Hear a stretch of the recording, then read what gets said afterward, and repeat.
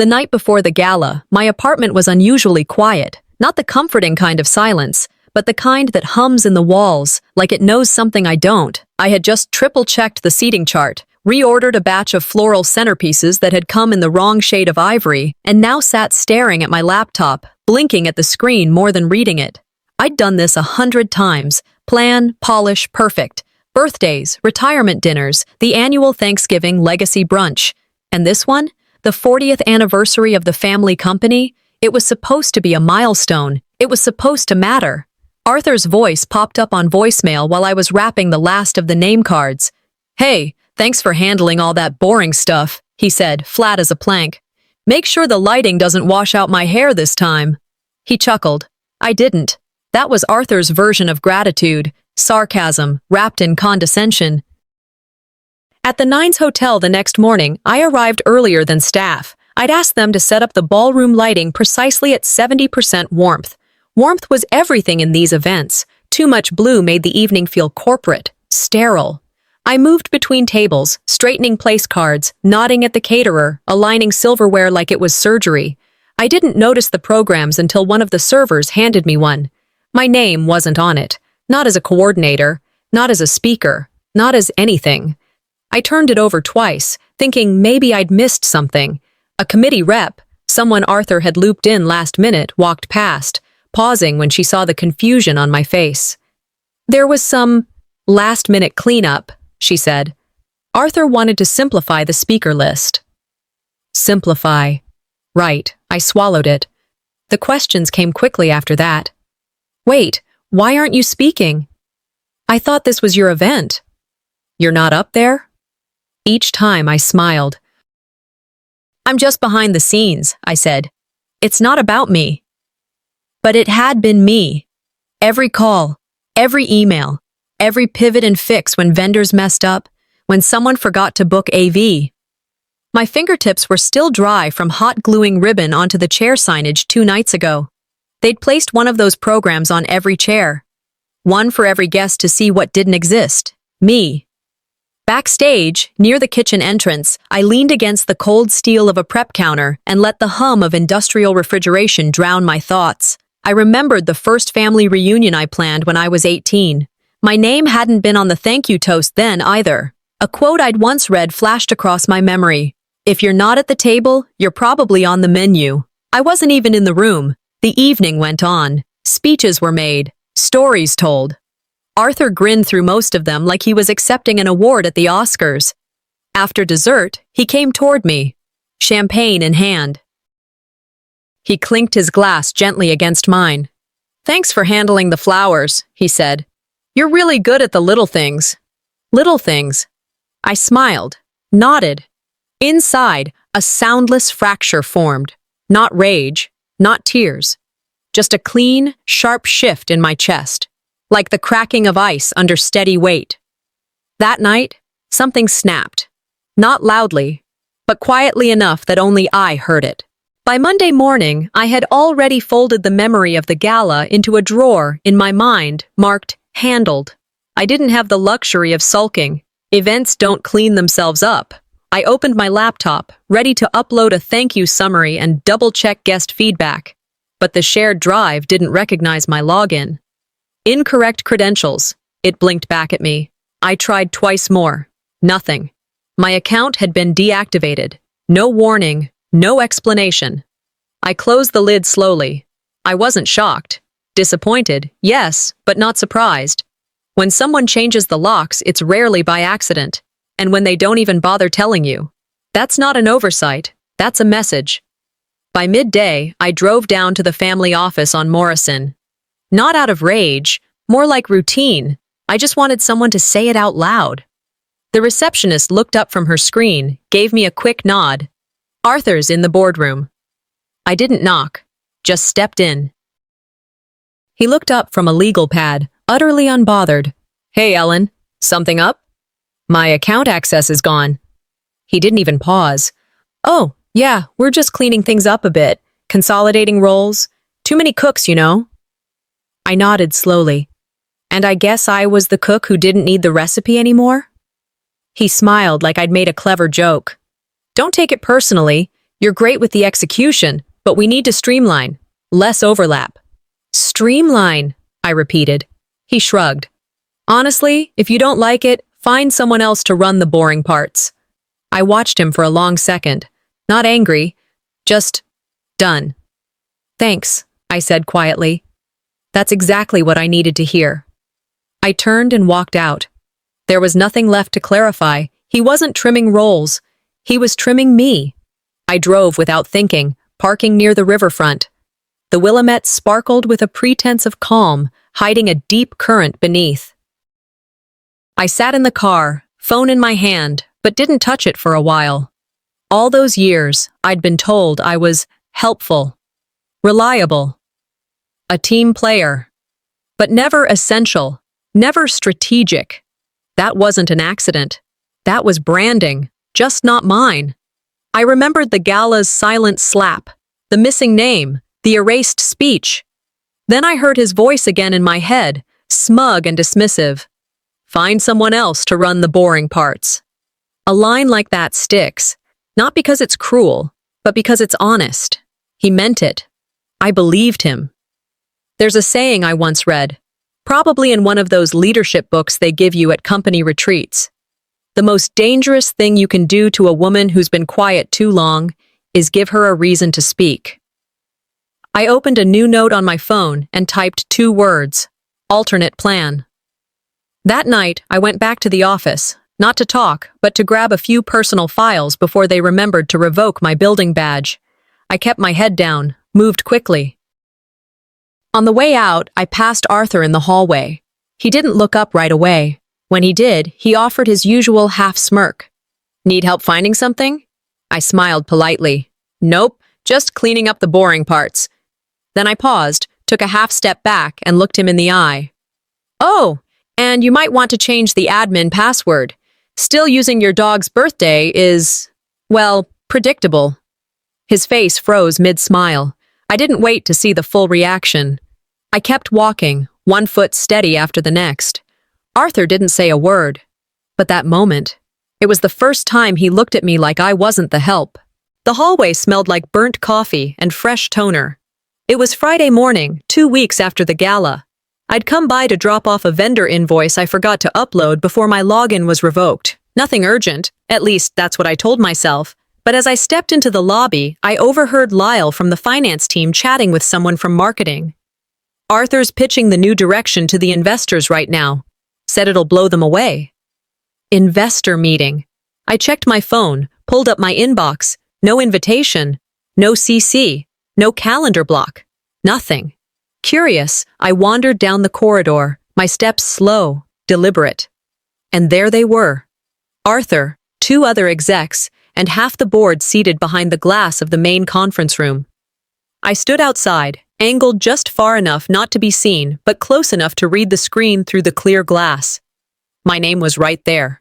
4th slide in. Strategy alignment. Ellen Ray, operations consultant. Except, I wasn't in the room.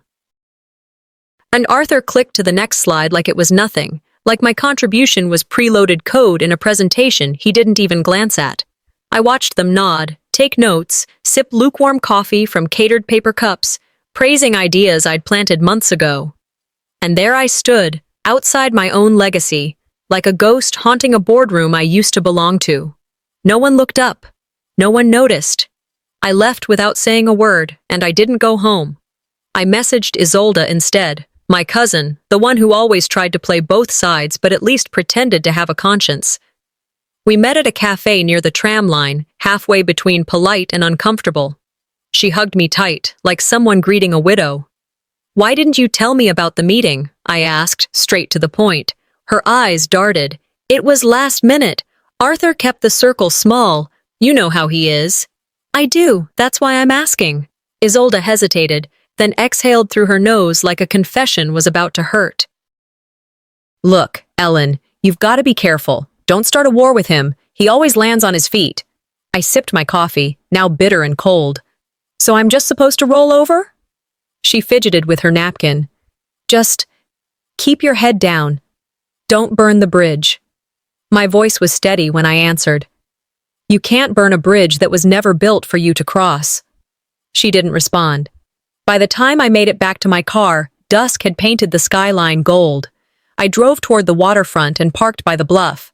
That view, Portland shimmering beneath the early stars, used to calm me.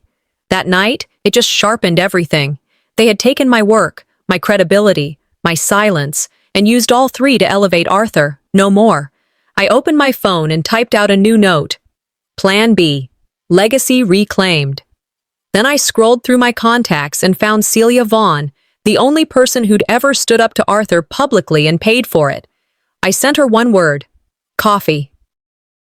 It was almost 10 when I swung by the family office again. The lights were still on. Admin probably forgot to lock the glass doors, or maybe they just assumed I wouldn't bother coming back. I walked up to the desk, nodded to the young receptionist who clearly didn't know who I used to be here. Hi, I said with a polite smile. Can you send me a PDF copy of the investor pitch deck from today? She blinked. Sure. Are you still part of this team? I smiled, slow and deliberate, the kind that doesn't ask permission. That's a good question. Let me show you what part of it really means. The email from the admin confirming the pitch deck had arrived in my inbox just as I was finishing my second cup of coffee that Sunday morning. I didn't open it right away. I didn't need to. I already knew what it contained. My work, Arthur's name, and a room full of nodding heads pretending they didn't know the difference. By that afternoon, I'd cleared the dining table and spread out a notepad, sticky tabs, and a folder labeled Legacy, Not Lies. This wasn't about bitterness. This was about building something that wasn't wrapped in manipulation and PR gloss. I wrote down the names of everyone who ever showed up, even when the spotlight didn't. Old employees, retirees, community partners who still sent Christmas cards. People like Ramon from facilities, who used to arrive 2 hours early to shovel snow in December, and Janice from accounting, who always remembered birthdays. They'd never made it into Arthur's speeches. By midweek, I had the outline for a private gathering, a real one, not an investor-facing milestone dinner, but a space to honor those who carried this company through recessions and leadership failures. The quiet backbone people, the ones like my mother. It rained that Thursday night, soft and steady, like background music meant for thinking. I lit a single white candle and placed it in front of the old photo of Mom that sat on my bookshelf. She was young in that picture, standing behind a table full of food she'd made herself, wearing the kind of dress women wore when they still ironed daily. "I'm not doing this to get even," I whispered aloud. "I'm doing it because you deserved more than polite applause from the back row." She never asked to be seen, and they never made room for her. I remembered the anniversary dinner where she made every dish but wasn't introduced. The way Arthur's father gave a speech and called her our favorite family helper. I remembered the way she smiled anyway, pressing her hands together like a nun at peace. I hadn't understood it then. I did now. That Friday, I ordered a limited batch of thick, cream-colored paper stock and handwrote each invitation with a fine-tipped black pen. At the bottom of each was a line. "This is for the people who built something real." I didn't include a dress code. I didn't need to. One of the first envelopes I addressed was for Judith. I added a small note tucked into hers. "You asked once what integrity looks like. Come see it for yourself." Over the weekend, I drove across the city, Forest Heights, St. John's, up near Cully, dropping off envelopes into mailboxes and sliding them under doors. No formal sender address, just my initials and the date. That evening, back at home, I placed the leftover invitations into a small wooden box and returned it to the top shelf of the closet. There was nothing fancy about this plan. That was the point. My phone buzzed just before I turned in for the night. The screen lit up. Celia Vaughn. I opened the message. It read, "I'll be there, and I've got something you might want to see." I sat back on the edge of the bed, the candle beside my mother's photo still glowing. Maybe this won't change anything, but it's going to mean everything to me. I didn't expect much from the recap packet. Investor slides, post-event commentary, boilerplate marketing speak, mostly fluff. But as I scrolled through the PDF late Sunday evening, one slide stopped me cold. The title? Strategic Cultural Pillars. It wasn't the title that froze me. It was the phrasing beneath it. Line by line, it was mine. My exact wording. The bullet points I'd drafted on my kitchen floor after midnight, the metaphors I'd workshopped out loud to myself while folding laundry. Every bit of it copied verbatim. At the bottom, the signature read, Arthur Glenn, Chief Legacy Officer. I read it twice, then again, but my reaction wasn't tears or shouting. It was silence, focused, sharp-edged. You see, they steal best from those who don't fight back, but what if I do? The next morning, I met with Cam Torres, an old law school acquaintance turned small firm advisor, and Micah, a friend who managed server-side security for a local data center. We met in a low-key cafe off Burnside. I showed them the slide. Cam raised an eyebrow. Micah just shook his head. You still have the original files? Micah asked. Drafts, timestamps, email threads, even my handwritten notes, I said. We spent the next 2 hours organizing the trail, folder structures, Google Docs revisions, emails I'd forwarded to my own account as backups. They helped me assemble a timeline so clean it would make any auditor proud. I didn't need to file suit. I needed to leave Arthur with no place to hide. By Monday, the family office buzzed with the usual energy, calls, clacking keyboards, the occasional barked instruction.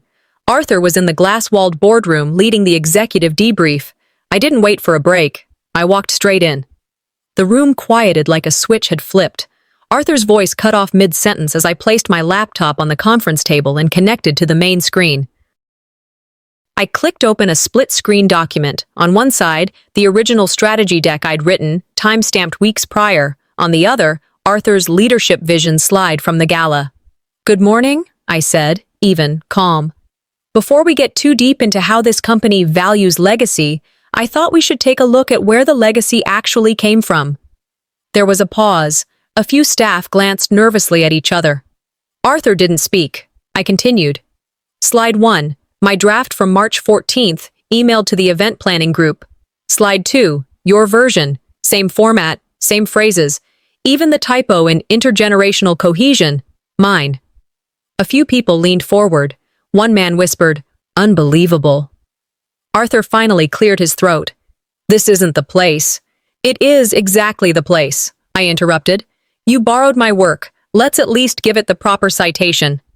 No one laughed. No one dared. I didn't wait for a rebuttal. I clicked the screen off, unplugged my laptop, and slid it back into my bag. I'll forward this packet to legal. You'll want to check with them before you reuse anything else of mine. Arthur stared, his jaw tight, his eyes unreadable. I turned and walked toward the door. The only sound in the room was the sharp tap of my heels on the polished wood floor. I didn't look back. I didn't need them to clap. The silence in that room, that was the sound of truth landing. 2 days after the boardroom reckoning, the retaliation arrived, not through legal notice or direct confrontation, but in the form of a shaky video clip forwarded by a vendor I trusted. Thought you should see this, the message read. The file opened to my face, slightly flushed, mid-sentence, snapped from an old staff meeting years ago. But someone had trimmed the context, cut my calm opening and decisive closing, and left only a tight frame of me interrupting a discussion, raising my voice slightly, assertive, but edited to look erratic. Whoever spliced it wanted to portray me as volatile, unhinged, out of control. It wasn't hard to guess the source. When truth makes them nervous, I whispered aloud, watching the footage loop, they don't fight it, they smear you instead. I sat there for a long minute, not shocked, not angry, just tired of the pattern. This wasn't his first trick. It wouldn't be his last. But it told me something important. He was scared now. Later that week, I got a text from Isolde. Lunch. Just us. We met at a small bistro near the park. She was already seated, wearing that forced calm people adopt when they're about to ask you not to cause trouble. I wanted to talk, she began. Arthur thinks things got a little heated. I nodded. That's one way to put it. She stirred her drink too long before speaking again. He's willing to smooth things over. No press, no fallout, if you keep the receipts off the table. My expression didn't change. He's open to you co-chairing the winter benefit, with proper recognition this time. So I get my name back, I said evenly, if I agree to forget who erased it? Ellen, come on. You've made your point. Don't burn it all down. I set my napkin down. I'm not here to rejoin what I never belonged to. I'm here to replace what was never true. She blinked, clearly not expecting that answer. She offered a tight nod, but I could see in her eyes something had cracked there too. That evening, I was back at my desk, staring at the updated agenda for the Legacy Reclaimed gathering. It no longer felt like a reaction. It was its own movement now. I added 2 more names to the speaker list, former employees who'd quietly reached out to say thank you. And Judith had texted again. I believe in what you're doing. Let me help. The house was quiet when I finished, the kind of silence that felt earned. I poured tea, turned off the desk lamp, and walked toward the front door to check the mail I'd forgotten earlier. On the floor beneath the crack was a manila envelope. No stamp, no sender. Inside was a printed still of the edited video, circled in red ink and across it in black marker. Stay in your place. I stared at it for a full minute, then folded it in half and slid it into the shredder. When they threaten you in the dark, I said softly, watching the paper curl and disappear, it means they've run out of things to say in the light. 3 days passed. I'd kept my head down, stayed off social media, and stuck to my task list like it was gospel. But that morning, my phone buzzed with the kind of urgency that cuts through coffee and silence alike. A link. Subject line. You need to see this. I tapped it. A YouTube video opened with a single title card. What they did to Ellen Ray. I froze. Then Celia's voice came through, calm, precise. Her face appeared a moment later, aged but steady, like someone who had waited too long to speak and no longer cared about the consequences. I worked for the Glenn family company for 16 years, she began. I was let go quietly after asking why Ellen Ray's name was missing from the gala credits. But I know what really happened, and so do a lot of you. The video continued with a timeline of events, date-stamped emails, blurry but real screenshots of documents, photos from office parties, even audio from meetings I hadn't known were recorded. Names were named. My name was restored. By the time the clip ended, I didn't move for a solid 10 minutes. I just sat there, staring at the thumbnail of Celia's face paused on screen. Sometimes you don't have to scream your truth. Someone else will do it for you, and louder. The next morning, I stopped at my regular cafe. When I stepped inside, a barista I'd never spoken to smiled wide and said, "You're the one from that video." 2 women sitting by the window glanced up and gave me a small, respectful nod. Later that day, my inbox flooded. Reporters, old contacts, even nonprofits asking to quote me on integrity. I ignored them all, but I saw the shift. I felt it. Arthur, meanwhile, was unraveling. Judith messaged me. He's not just losing support, he's losing control. By evening, I'd finally turned on my voicemail. That's when I heard her voice. My sister, the one married to Arthur, the one who had said nothing for years. "I know it's late," she said. "I just wanted to say, I'm sorry." I knew. I didn't speak. That was cowardly. You didn't deserve any of this. She didn't ask for forgiveness. She didn't need to. I didn't cry from sadness. I cried because someone finally acknowledged that I wasn't making it all up. That night, I reheated some soup, sat on the couch, and let the house be still. I didn't need anything from anyone. I just needed that stillness, for once, not laced with tension. Just before 10, a knock came. I opened the door. Judith stood there, out of breath, clutching a thick folder in both hands. She looked me in the eyes like she had back when we were kids, sneaking cookies before dinner. "He forged something," she said. "I think it's time you saw it." The folder Judith handed me was heavier than it looked. She didn't say much, just sat across from me at the kitchen table, her fingers drumming a slow, nervous beat on the wood. I flipped it open and scanned the top page. A grant redirection form. Not just any form. This one bore my name, a digital signature that wasn't mine, and a transaction that funneled foundation funds to an entity I'd never heard of. The routing went to a shell account in Arizona, listed under AG Holdings. Arthur Glenn, he didn't even bother to mask it. I took a photo with my phone, attached it to an email, and typed out 2 addresses, one for the family's legal counsel and one for a journalist who'd left 3 voicemails in the last 24 hours. Then I hit send. "If you lie long enough," I said under my breath, "the paper trail becomes your punishment."